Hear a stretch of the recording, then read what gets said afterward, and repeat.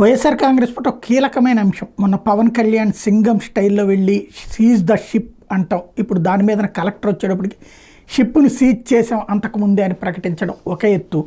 అదే సందర్భంలో వైసీపీ పేర్నాని లాంటి వాళ్ళు వెటకారం చేస్తా మరి ఎందుకు ఎక్కలేకపోయారు ఆ షిప్పుకి, ఒకసారి సీజ్ చేసామని 2 సార్లు అంటున్నారు, ఏం జరిగింది అన్నటువంటి మాట్లాడడం చూసాం.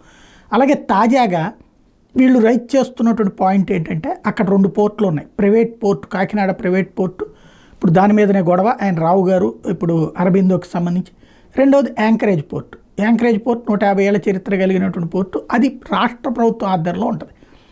ఇది యాంకరేజ్ పోర్ట్ నుంచి ఎక్స్పోర్టు యాక్చువల్గా మధ్యలో దారిలో ఏది సరుకు రవాణాకు సంబంధించి పెట్టిన చెక్ పోస్టులు 3 రాష్ట్ర ప్రభుత్వ ఆధ్వర్యంలో నడుస్తున్నాయి.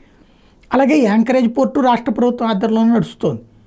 మరి దాంట్లోకి ఎక్కించింది ఈ రాష్ట్ర ప్రభుత్వం వచ్చాక. పోనీ పాత షిప్ కాదు, పాత ఓడలో పెట్టినవి కాదు. ఇంకా ఎవరిది బాధ్యత?